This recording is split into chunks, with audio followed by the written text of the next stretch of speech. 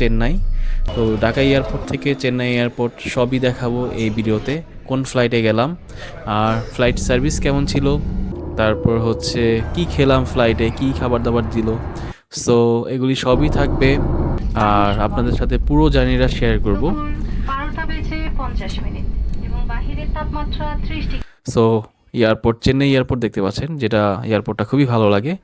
So চলুন ভিডিওটি শুরু করা যাক। তো বরাবরের মতোই এবারও বেরিয়ে পড়লাম সকাল সকাল, আর ফ্লাইট টাইম হচ্ছে ঠিক একই 10টা 30-এ। সো বাসা থেকে বের হয়েছি হচ্ছে 7টার দিকে বের হয়ে গেলাম। সো এখন যাচ্ছি এয়ারপোর্টের দিকে, কারণ বৃহস্পতিবার জ্যাম থাকতে পারে। তো এয়ারপোর্টের রোডে একটু জ্যাম পড়ে, এর আগেও যাওয়ার সময় ফেস করছি। তো ফ্যামিলির সাথে চলে যাচ্ছি। বেসিক্যালি মূলত এখন ভিসা জটিলতা আছে, তো বাট কেয়ার করার অনেক কষ্টে নিয়ে হচ্ছে ফ্যামিলির সাথে যাচ্ছি। আমার বাবা অসুস্থ, বাবার পায়ের ট্রিটমেন্ট বাকি আছে, প্লাস বাবার আরও কিছু ট্রিটমেন্ট রয়ে গেছে তখন বাকি। সো এই জন্য হচ্ছে আর কি যাওয়া। তো সকাল সকাল ভালোই ঠান্ডা পড়ে, আর আমি তেমন একটা গরম জামার কাপড় নেইনি, কারণ বাংলাদেশে মোটামুটি ঠান্ডা, বাট চেন্নাইতে হচ্ছে খুবই গরম, আর 12 মাসই ওই জায়গায় গরম। সো এই কারণে হচ্ছে আমি নর্মাল শার্ট পরেই নিয়েছি।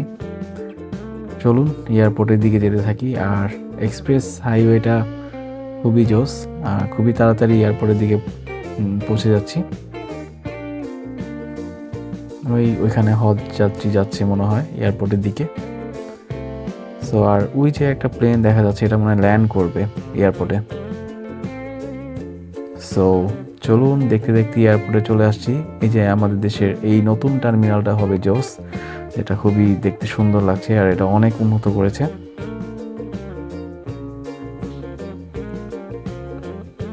সো এন্টার করছি ভিতরে। মনে হয় খুবই একটু জ্যাম আছে, বৃহস্পতিবার আজকে, খুবই যাত্রী।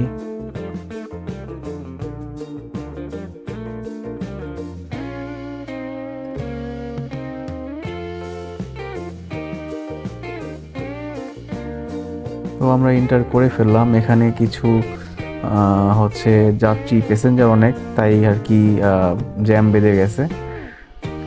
তো মোটামুটি ভালোই ভিড়, আর আজকে হচ্ছে বৃহস্পতিবার, তার জন্য হচ্ছে একটু জ্যাম বেশি মনে হচ্ছে।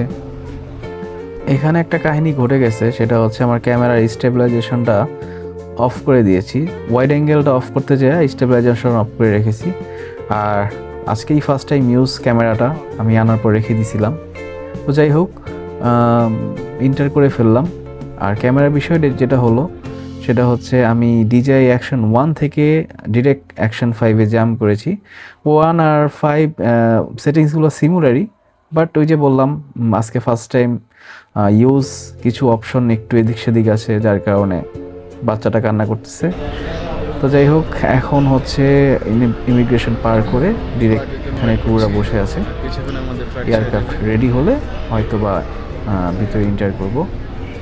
আর আমার বাবা হচ্ছে হুইল চেয়ার পেশেন্ট ছিল, যার কারণে হচ্ছে আমাদেরকে একটু লেট করে নিয়ে আসে। ওরা হুইল চেয়ার পেশেন্টগুলোকে একটু দেরি করে উঠায়, যারা রোগী আছেন তাদের জন্য মানে খুবই ভালো একটা সার্ভিস পাবেন।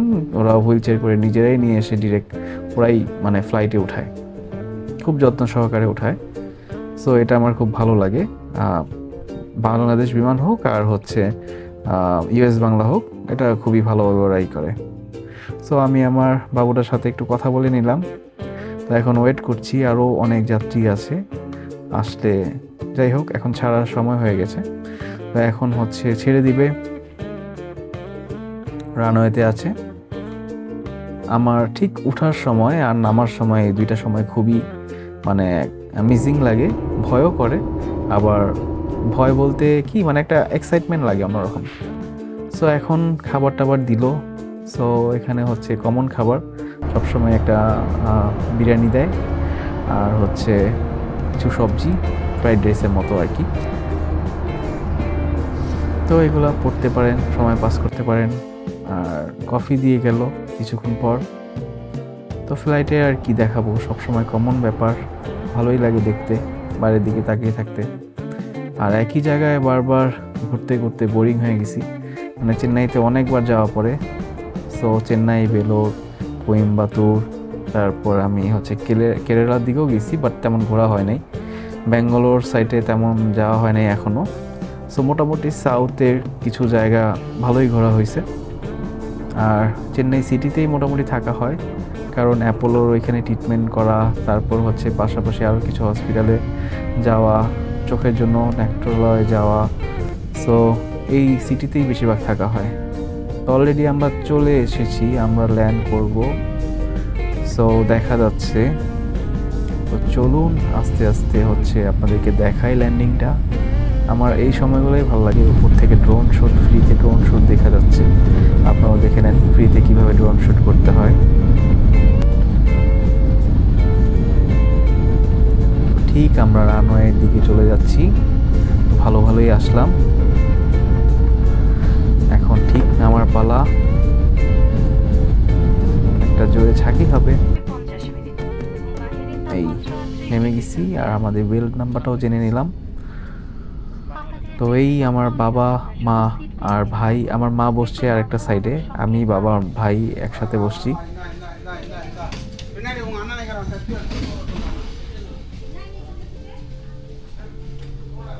আমরা এখন যাচ্ছি ঠিক এয়ারপোর্টের দিকে, ইমিগ্রেশন এখানেও করতে হবে। সো চলুন বের হয়ে কথা হবে। তো গাইস এখন হচ্ছে বেরোবো। আর চেন্নাই এয়ারপোর্টটা খুব সুন্দর, দেখতেও খুব ভালো লাগছে।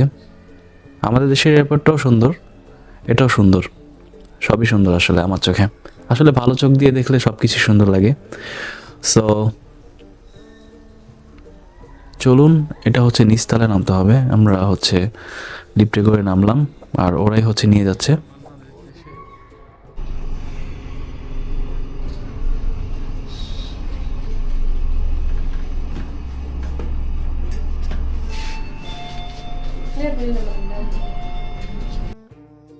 তো এইখানে হচ্ছে আমাদের এয়ারপোর্টে ইনফরমেশন দিয়ে এখানে হয়তো জিজ্ঞাসা করতে পারে কোন হসপিটালে যাবেন, দেন বলে দিবেন যেখানে অ্যাপয়েন্টমেন্ট নেওয়া, বলে দিবেন সেই হসপিটালেই যাব।